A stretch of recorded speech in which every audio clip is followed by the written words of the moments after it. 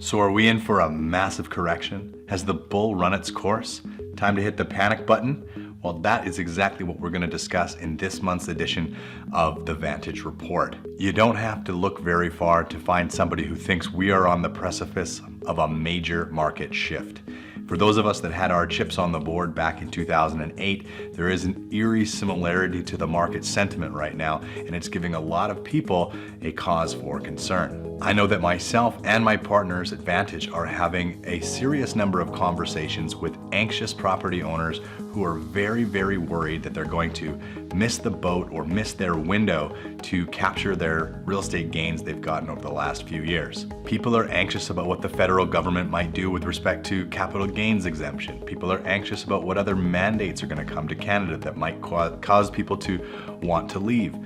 And so, rightfully so, we're having these types of conversations with people. Obviously, nobody wants to get caught with their pants down when the tide goes out. Markets can be extremely emotional. They swing like a pendulum back and forth between fear and greed, with fear being sold to us like crack right now by the media. So who do we put our faith in? The media? The local realtors?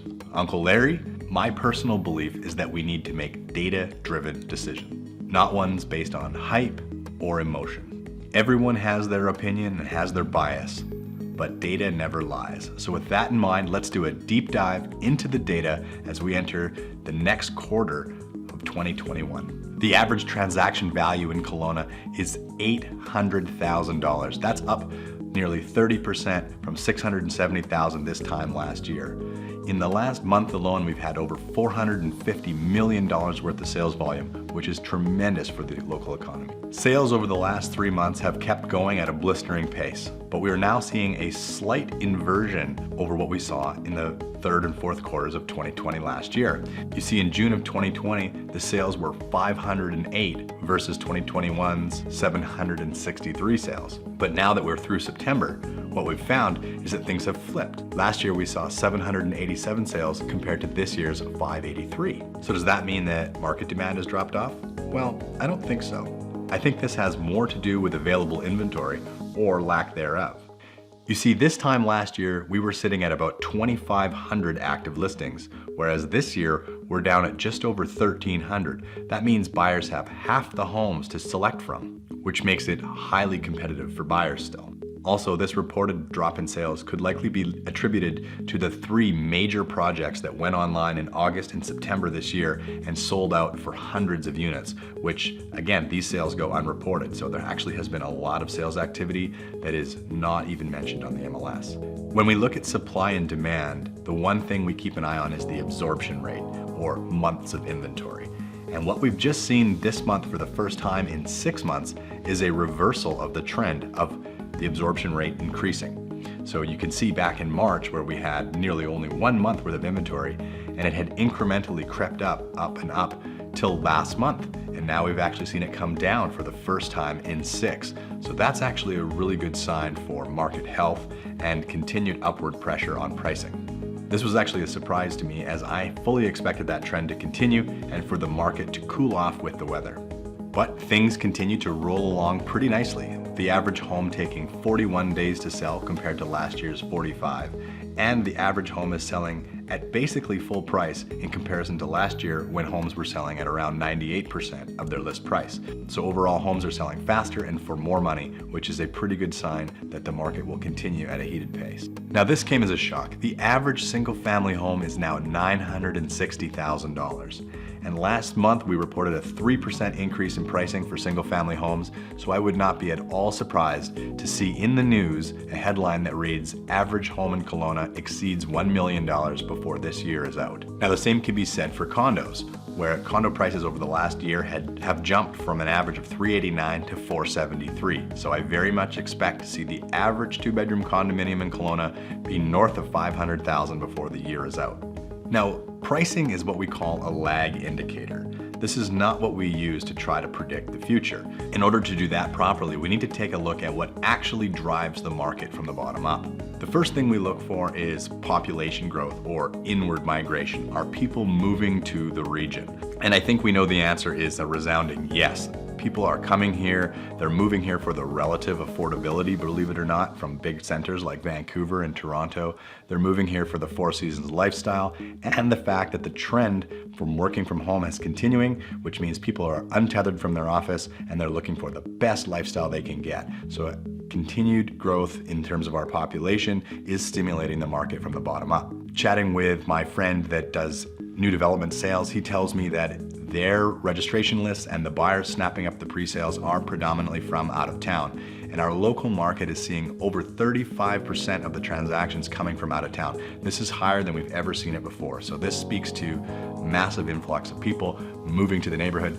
And anybody driving around on our highways lately will tell you firsthand, there seems to be a lot more people on those roads. Another trend we're seeing in the new home sales side of things is that it is attracting first-time buyers in droves. Now, first-time buyers are an indicator of market health. And although the single-family home may be out of reach for them, or they can't be competitive in an all-cash situation on the resale market, the new home market does provide an opportunity for them, or it allows them to get their foot on the property ladder while over the next year they put the pieces together in order to be able to finance it. They don't find themselves in competition paying over list, and they're able to get something nice, new, and something that will suit their needs and get their, like I say, get their foot on the property ladder. So as long as we have low supply, and you can see we're back on the downward trend, and we have people moving to the area, which creates demand, there really is no opportunity for a price contraction because price is always a function of supply and demand. Now you might be saying, AJ, did you not read the CMHC article? They just put Canada on high alert for being overvalued. What you have to realize is that for somebody in Vancouver who sells a $700,000 condo, one-bedroom condo, can move here and either buy a 3-bedroom townhouse, a beautiful 3-bedroom townhouse with a 2-car garage. They are looking at that as a huge increase in lifestyle, a massive jump up in affordability, and just an overall better quality of life in Kelowna. So you're gonna see more and more people cashing out of major centers, selling little condos and buying townhomes here. Now, I watch the market clock to look at what's happening in the market, where are we in terms of the beginning, middle, or end of the boom. And what I can tell you is at this moment, although we are seeing many of the things that tell us we're getting towards the end of the boom, there is nothing in the data yet to suggest that we're entering into a slump. Let's take a quick look at what would need to happen for the market to start turning downwards. The first thing that needs to happen is we would need to see a shrink or contraction in GDP.